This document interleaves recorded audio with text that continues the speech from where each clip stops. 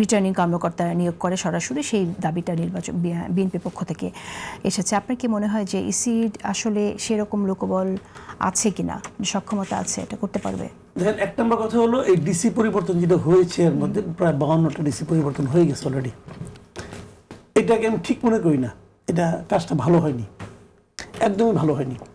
নির্বাচন কমিশন যদি একটা সুষ্ঠু নির্বাচন করতে চায়, নির্বাচন কমিশনের উচিত হবে শিডিউল ঘোষণা করার পর, যেহেতু শিডিউল ঘোষণা করার পর সমস্ত প্রশাসন কিন্তু নির্বাচন কমিশনের আন্ডারে চলে আসছে, শিডিউল ঘোষণা করার পর নির্বাচন কমিশন নিজের বিবেচনায় আবার নতুন করে সব জেলার ডিসি আবার সাফল করবে।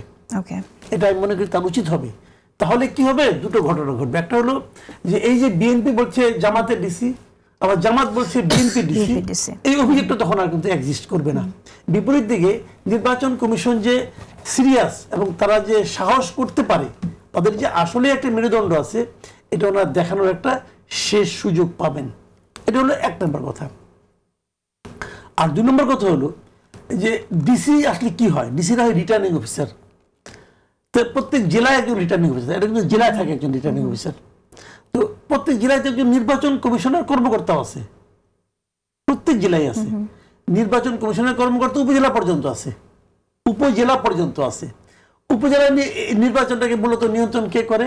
উপজেলা নির্বাহী অফিসার। তো নির্বাচন কমিশনের লোকবল যত কমই থাকুক, কিন্তু জেলা পর্যায়ে তার নির্বাচন কর্মকর্তা আছেন একজন, জেলা নির্বাচন কর্মকর্তা। উপজেলা পর্যায়ে উপজেলা নির্বাচন কর্মকর্তা আছেন, এবং উপজেলা নির্বাচন কমিশনের বেশ কয়েকজন কর্মীও আছেন। কিন্তু এত কর্মী আছেন কি আমরা জানি আছে যে ভোট কেন্দ্রগুলোকে যাওয়া। আমি বলি আপনাকে, প্রিজাইডিং অফিসার করার মতো অত কর্মী নাই। তো প্রিজাইডিং অফিসার কি উপজেলা নির্বাহী অফিসার বানায় নাকি? ওগুলো তো স্কুল কলেজের টিচাররা আসে, ব্যাংকের কর্মকর্তারা আসে, ওরা রিপোর্ট করে ইউনোর কাছে, ওরা রিপোর্ট করে ডিসির কাছে। ওই ইউনো রিপোর্টটা নির্বাচন কর্মকর্তার কাছে যা করলেই তো হয়, কোনো প্রবলেম তো নাই। এবং ইউনোকে বলা হচ্ছে সে এই উপজেলার মানে আপনার প্রশাসনিক সেই হেড বলা হচ্ছে। তো ওই ইলেকশনের সময়কালের জন্য নির্বাচন কর্মকর্তা যা তাকে হেড বানিয়ে দিলেই হয়। বলতে হবে যে ইউনো পর্যন্ত তার কথা শুনতে বাধ্য থাকবে, করে দিলেই তো হয়। কিন্তু তা তো আপনি করছেন না। এখন এই দায়িত্বটা কিন্তু নির্বাচন কমিশনের, তারা দায়িত্বটা নেই, তারা বলুক যে এইভাবে না হলে আমরা করতে পারবো না। এটা বলার যদি ওনাদের হেড অন থাকে তাহলে হবে, আর তা না হলে পুতু পুতু করবে যে নাকি শেখ হাসিনার সময় করতো, শেখ হাসিনা যা করতো ওরা তাই শুনতো, সরকার যা বলবে তাই শুনবে।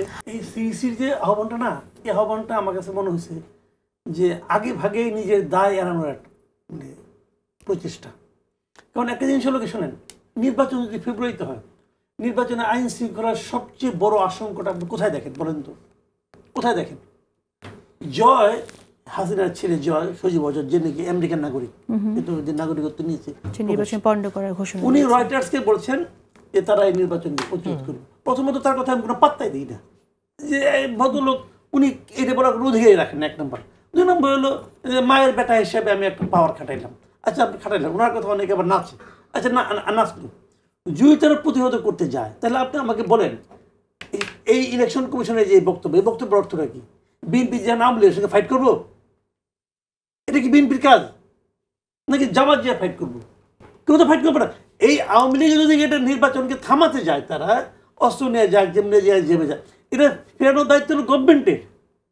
গভর্নমেন্ট এমন একটা পরিবেশ ক্রিয়েট করবে যে পলিটিক্যাল পার্টিগুলো শান্তিপূর্ণভাবে তার নির্বাচনী প্রচারণা চালাতে পারবে, তার দেশ চালানোর জন্য সে কি কি করতে চায় সেই দিক নির্দেশনা জনগণের সামনে দিতে পারবে, এবং তারা শান্তিপূর্ণভাবে ভোট দিতে পারবে। এই পরিবেশটা তৈরি করবে গভর্নমেন্ট এবং নির্বাচন কমিশন। এখানে তো পলিটিক্যাল পার্টিগুলোর কোনো ভূমিকা নেই। ধরা যাক ওই ইলেকশনের দিন বিএনপির একজন কর্মী এত বড় একটা রামদাও নিয়ে ঘুরতেছে, তো বললেন ভাই তুমি এটা কেন ঘুরতেছো? ওই আওয়ামী লীগকে ফেরানোর জন্য, প্রতিরোধ করবার জন্য। এটা কি হইলো ভাই? এটা হইলো কি বলে এই ভদ্রলোক? আমি বুঝি না কিছু। মানে এই লোকগুলো হয়েছে কি, ওনাদের তো ওনার সচিব ছিলেন এক সময়, বয়স হয়ে গেছে, অবসরপ্রাপ্ত এখন। ইলেকশন কমিশন, ইলেকশন কেমনে কে করতে হয় এটা একটু অভিজ্ঞতা তো অর্জন করতে হবে। ইলেকশন কমিশনকে এমনভাবে বলতে হবে যে আপনারা নির্বাচনটা করেন, আপনারা কোনো রকম মারামারি করবেন না, মারামারি করলে কিন্তু আমি অ্যাকশন নিব, কথা পরিষ্কার। সেইটা না বললে আমরা তোমরা ফিরাও, ওরা কেমনি ফিরাবো?